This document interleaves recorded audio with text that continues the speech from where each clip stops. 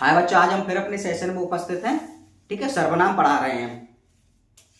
Competition exam सामान्य हिंदी सर्वनाम पढ़ा रहे हैं। तो आज हम पढ़ेंगे संबंध वाचक सर्वनाम। संबंध वाचक सर्वनाम की हमें कैसे ज्ञात होगा या कैसे हमें जानकारी होगी इसमें कि संबंध वाचक का उदाहरण है या किसी अन्य और वाचक का उदाहरण है। ठीक है, तो इसमें हम संबंध वाचक पे बात करेंगे कि पहले तो हम संबंध वाचक को समझेंगे कि संबंध वाचक है क्या, फिर उसके उदाहरणों को समझेंगे हम कि किसके उदाहरण में कौन सा उदाहरण और कौन सा सर्वनाम प्रयोग किया जाता है। ठीक है, तो चलिए हम संबंधवाचक सर्वनाम पर बात करते हैं। संबंधवाचक सर्वनाम पर सामान्य हिंदी प्रतियोगिता परीक्षा कंपटीशन एग्जाम, इसमें क्या है बेटा, ये संबंधवाचक सर्वनाम है आपका। संबंधवाचक सर्वनाम, ये मैंने हेडिंग डाली और यहाँ भी हेडिंग डाली है। तो मेन रोल या मेन सीन होता है बेटे यहाँ का। ठीक है, ये चीज अगर हमारी समझ में गहराई से आ गई तो उदाहरण या एग्जाम्पल में इतनी कठिनाई नहीं होगी, ये आप खूब भली बात जानते हैं। तो हम पहले संबंधवाचक सर्वनाम को क्लियर करते हैं कि संबंधवाचक आखिर है क्या, इसमें किसके बारे में बताया जाता है, इसमें ऐसी क्या चीज है या ऐसी क्या इसमें खूबी है। ठीक है, तो हम पहले संबंधवाचक सर्वनाम पे बात करते हैं। जैसे ठीक है, संबंधवाचक की बात करते हैं। अब मैं बता रहा हूं संबंधवाचक सर्वनाम, इसमें क्या वाक्य में संज्ञा या सर्वनाम के साथ संबंध प्रदर्शित करने के लिए जिस सर्वनाम का प्रयोग किया जाता है उसे संबंधवाचक सर्वनाम कहते हैं। इतनी बात क्लियर होगी। मैं दोबारा फिर आ रहा हूं इसी बात पे। संबंधवाचक सर्वनाम वाक्य में संज्ञा या सर्वनाम के साथ संबंध प्रदर्शित करने के लिए जिस सर्वनाम का प्रयोग किया जाता है उसे संबंधवाचक सर्वनाम कहते हैं। इतनी बात क्लियर होगी। सर्वनाम, संबंधवाचक सर्वनाम क्या है। ठीक है, तो अब आपके मन में एक सवाल आता होगा कि सर ये संबंधवाचक सर्वनाम है, ठीक है, या प्रश्नवाचक संबंध सर्वनाम है, इनके बारे में क्यों बता देते कि कोई भी चीज आप जब लेते हैं तो उसके बारे में आपको ज्ञान होना चाहिए। जैसे आपने एक एग्जाम्पल ले रहा हूं मैं कि आपने सोशोलॉजी ले ली, हाई स्कूल में सोशल साइंस होती है, इंटर में जाके सोशोलॉजी हो जाती है, ठीक है, और बीए में जाके सोशोलॉजी हो जाती है। तो इसमें क्या है, पहले सोशोलॉजी क्या है, हमें समाज के बारे में बताती है। तो पहले तो हमें उनकी डेफिनेशन मतलब परिभाषाएं पता होनी चाहिए कि आखिर सामाजिक विज्ञान है क्या, समाज शास्त्र है क्या। ठीक है, तभी तो हम आगे बढ़ेंगे। जब हमें पता ही नहीं है कि समाज क्या है या समाज शास्त्र का तात्पर्य क्या है या समाज शास्त्र का अर्थ क्या है, तो हम समाज शास्त्र क्या पढ़ पाएंगे। कोई भी विषय ले लीजिए, तो सबसे पहले तो उसके बारे में हमें जानकारी होनी चाहिए कि इस चीज में किसके बारे में कहा गया होगा, या ये चीज है क्या आखिर। ठीक है, तभी तो मैं बताता हूं संबंधवाचक सर्वनाम क्या है, संबंधवाचक सर्वनाम क्या है या प्रश्नवाचक सर्वनाम क्या है। ठीक है, तो सबसे पहले हमें क्या करना चाहिए कि इनके बारे में हमें जानकारी होनी चाहिए कि ये क्या कहना चाहता है हमसे। तो बेटा जब ये चीज आपकी आसानी से समझ में आ जाएगी तो इसमें ज्यादा आपको कठिनाई नहीं होगी।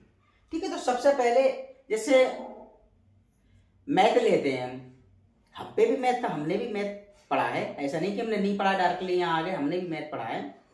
उसमें क्या होता है बेटा, कोई भी सवाल को या कोई भी किसी भी क्वेश्चन को सॉल्व करने के लिए बेटा फार्मूला होता है जिसको सूत्र कहते हैं।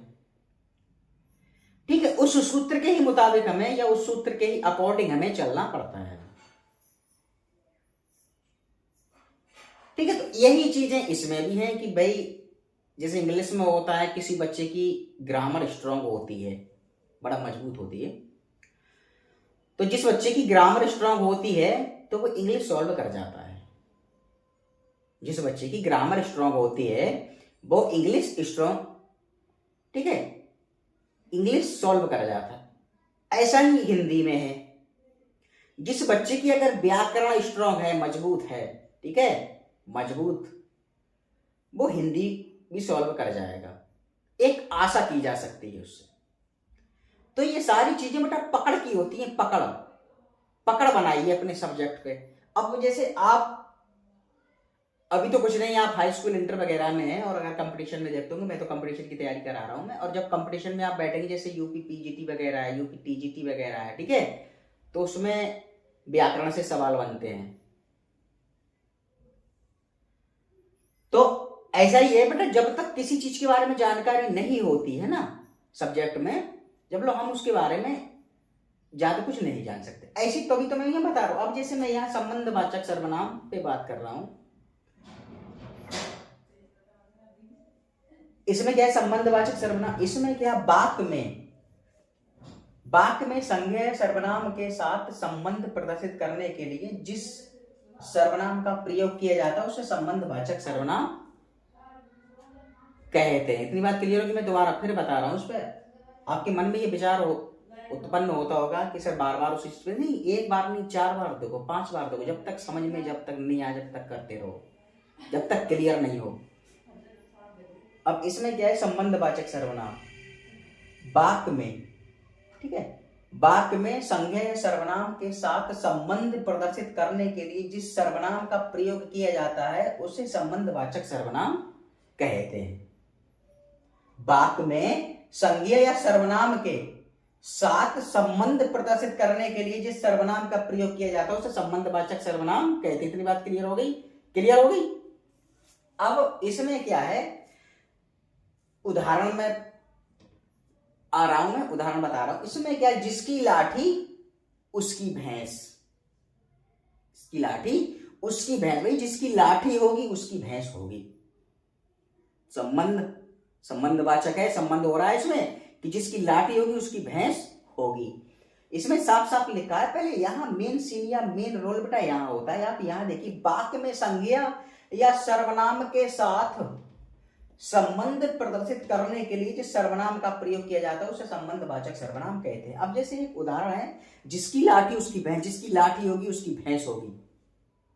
जो देता है सो लेता है, जो देता है सो लेता है, ठीक है, जो देता है सो लेता है। जो कहा गया वही करो, जो कहा गया वही करो, जो कहा गया वही करो। तो इसमें बेटा क्या है, संबंध है एक दूसरे, जैसे जिसकी लाठी उसकी भैंस, भाई जिसकी लाठी होगी उसकी भैंस होगी। देहात में एक कहावत है ना, आपने सुना होगा क्या, अरे हाँ ऐसे जने क्या हो जाएगा, भाई जिसकी लाठी उसकी भैंस है, सुना है। हालांकि मैं तो इन चीज में विश्वास रखता नहीं। इसमें क्या है, जिसकी लाठी उसकी भैंस संबंधवाचक है। जो देता है सो लेता है, जो देता है सो लेता है, जो कहा गया वही करो। तो बेटा इसमें क्या है, संबंधवाचक सर्वनाम है, संबंधवाचक सर्वनाम। तो ये बेटा आज मैंने संबंधवाचक सर्वनाम आपको पढ़ाया, सर्वनाम पढ़ा रहे हैं हम आपको। संबंधवाचक सर्वनाम कैसे क्या होता है, क्या करता, उदाहरण में क्या क्या आता है। अब मैं दोबारा फिर इस पे चल रहा हूं दोबारा। वाक्य में संज्ञा या सर्वनाम के साथ संबंध प्रदर्शित करने के लिए जिस सर्वनाम का प्रयोग किया जाता है उसे संबंधवाचक सर्वनाम कहते हैं। तो बात क्लियर होगी। उदाहरण, जिसकी लाठी उसकी बहन, जो देता है सो लेता है, जो कहा गया वही करो। संबंध प्रदर्शित हो रहे हैं, संबंध हो रहे हैं इसमें।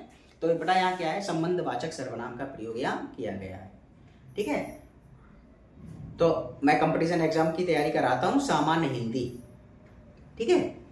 आप मेहनत से पढ़िए, मन लगा के पढ़िए, ठीक है। सफलता एक ना एक दिन मिल ही जाती है, और मेहनत करने वालों की भी हार नहीं होती, ये आप भी जानते हैं। तो बस मेरा वीडियो बनाने का यही उद्देश्य था। मन लगा के पढ़िए, झोंक दीजिए अपने को तन और मन से, पूरी जान लगा दीजिए, ठीक है। तो ये वीडियो बनाने का मेरा यही उद्देश्य था। तो मैं आशा और उम्मीद कर सकता हूँ कि ये वीडियो आपके पसंद आया होगा। अगर ये वीडियो आपके पसंद आया हो तो इस सेशन को ज़्यादा से ज़्यादा शेयर करें, और यूट्यूब पे हमें सब्सक्राइब करें, और इंस्टाग्राम पे हमें फॉलो करें, और एक लाइक करें। तब तक के लिए धन्यवाद।